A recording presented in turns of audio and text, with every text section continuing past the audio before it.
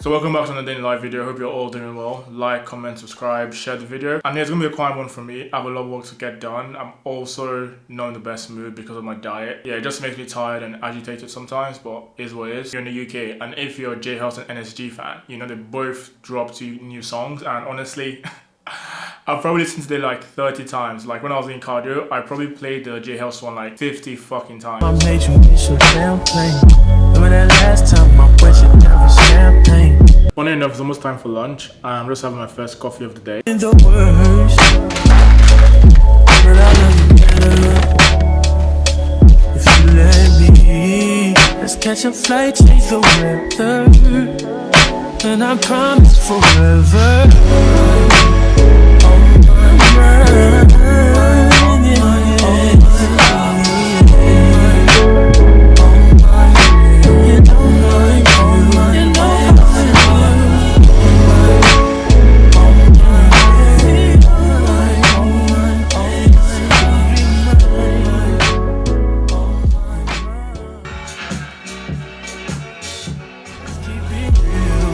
If only I could pay the bills with my love for you. I think I'm going to finish the night off playing some FIFA. I haven't played FIFA in a couple of months. I bought the PS5 sometime this year because I refused to buy it last year. Everyone was paying like £100 over the market price. I'm going to try and play it now. And if you want to play me, add my PSN. I'll probably put in the comments below. That's not enough, that's me.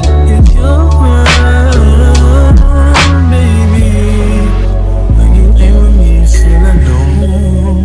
And I was wondering if you always know. Hello, welcome to the training breakdown. These did quite well last week, so I thought, you know what, why not just go into it again. And I'm going to go over my same upper body session, and it's chest and back, and I'm going to go into a bit more detail about why I do certain stuff. Let's start. So you can see me right now, I'm about to warm up. As you can see, I actually start off my session with literally a 30-pound dumbbell. So I go from 30 all the way to 150, and it's because this is my first exercise. I want to make sure I'm very well warmed up, because the last thing you'd want to do is, if you want to hit the 150 pounds as your top set, the last thing you want to do is start off at like 60, because you know all those people are coming to the gym and put 20 kilos each side, and I'm like what are you doing? Even I can do 4 plates on the bar. I start off 20, and you just go in, you could just do like 100. You start off with 1 plate each side. It doesn't make any sense. So I start off warming up here, and as you can see, I always put the dumbbell very close to, it's like on my waist, so that way I can literally sit down with it. So with this, I do like, you know, probably 10 reps, warm up, quick, and then yeah, so that's 30 pounds easy, just warming up, make sure everything feels good and loose, and then I go to the 50s, and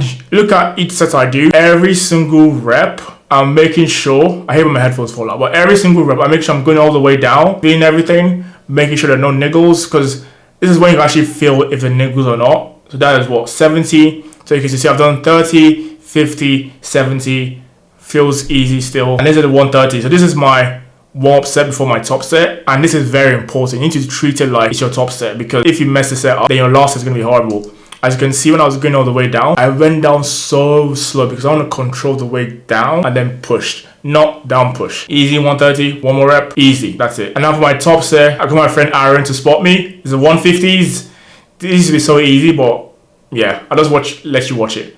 2, 3, I think I got 5 reps or 6 reps. And obviously because I'm cutting, I want to make sure that I'm still able to control the weight all the way down and up, because when you're losing weight, it's not that you're less strong, because obviously there's less body weight to push, but your joints are just a lot more achy. So when you were bigger, there was so much membrane in between your bones, your fat, everything, so you could push the weight back up easily. But I'm actually very happy that although this is 150 pounds, and this was the weight I was doing when I was like 115 kilos, that 99, I can still do it. I'm actually very happy with that. And I think when you're losing weight, that should be the testament to know if you're losing muscle or if you're just losing fat. Because if you can't do, like, you shouldn't be able to do the exact same weights.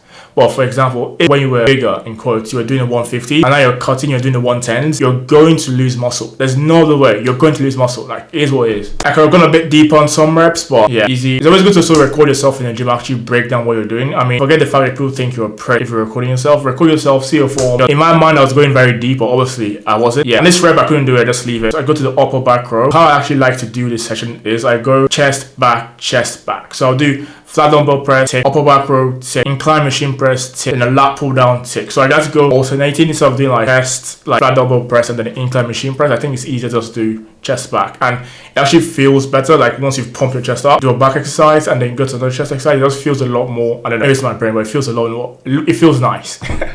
Yeah, so with this exercise, like I said again, the goal is literally put your chest on the pad and retract. Like there's nothing else, there's no fancy cue like retract. Just put your chest on the pad and drive your elbows back and you contract the back. Like it's that simple. There's no cue needed. And because the function of your upper back is literally retract the rhomboid, just doing that, even just be at home and do that, you literally contract your back. So I love this machine because you don't have to stabilize anything. You just literally grip and rip. So yeah, the incline machine press in MuscleWorks, they had like the platelet one and I could do 5 plates. So this machine was actually a lot harder and I don't know why. Yeah, easy. And I use the extenders to add in some reps. Yeah, that's plus 10 kilos. As you can see, control, push, control, always thinking about what I'm doing. Literally, that is why I'm thinking so hard. Can't stop, won't stop. Free to hit a soul slot. Do it for the home up. Body shot, dome shot. Bow. Sticky. And yeah, so Physique update. I'm sort of happy, sort of not happy. I mean, the abs are showing a lot more now, for sure. The chest is fine, delts are fine, but I think my arms, maybe it's just me being subconscious about it, my arms could do a bit more work. And honestly, I've tried every single exercise there is for arms. I just can't really grow them that well. And everyone has that body part. For you, it might be your legs. For you, it might be your car, your chest. But for me, it's my arms. And I think just because I'm tall, that's my excuse anyway. Yeah, I'm really happy with the way I'm looking overall anyway. So look at that front double. Yeah, look at the arm. Look at my right bicep. Even the right arm, left arm, the fullness isn't just there, which I'm not happy about, but it is what it is. I look at the way I open up to make sure my lats come out. So I think I have like high lats. Even look at the rib cage. The rib cage is showing a lot more now. So we're getting there. Weighing now 100 kilos. 100 kilos in this session, and the next day I was 99. So that's my lowest weight probably in the last 4 years. So I'm quite happy with it. Remember that? And I know I've been the worst, but I love you better if you let me. Let's catch a flight, change the weather, and I promise forever. So it's a bank holiday in the UK, it's sunny, there's no work, so we're all really happy. I'm going to spend most of today working, researching some stocks, looking at some index funds. I might code a bit, I might do some editing. Well, I'll definitely do some editing because I need to release this video by this weekend. I was reading an article over the weekend and it says that JP Morgan plans to, well, they've trademarked the name IndexGPT, which is their own version of ChatGPT, and it's meant to help people select financial security, which I think is quite interesting. The article says JP Morgan declined to comment for this article, which, I mean, yeah, is what it is. That'll be quite interesting because IndexGPT is more or less going to replace the job of financial advisors, which kind of makes sense why they're going down that route. If you think about it, if you go to a financial advisor, what does the person do? It helps you perform portfolio allocation and it's based on different risk characteristics. So your age will determine how long you have to invest. All things being equal, the younger you are, the more likely you're able to invest in equities because that gives you more risk but more return and also allows you to overcome from the drawdowns. Age plays a key factor in how much you have to invest and how long you can invest in. This is why it's good to start investing early. The financial advisor look at your age. They also look at your risk tolerance. So you could be 18, but I don't know, maybe you're jaded from your dad losing all his money when he was 18 as well. So your risk tolerance is so low. And if it's that low, then you want to maybe allocate 15% to bonds, 50% to bonds, 60% to bonds. So that would differ. And if you're more risk seeking, then obviously you're going to try and allocate more to equities and even crypto. Maybe allocate 100% to crypto or 100% to equity. So based on those different characteristics, the portfolio manager will do a mean variance analysis. So all of that happens in the black box and it says, hey, this is your portfolio allocation. For example, allocate 60% index fund, 20% to individual stocks, 20% to crypto.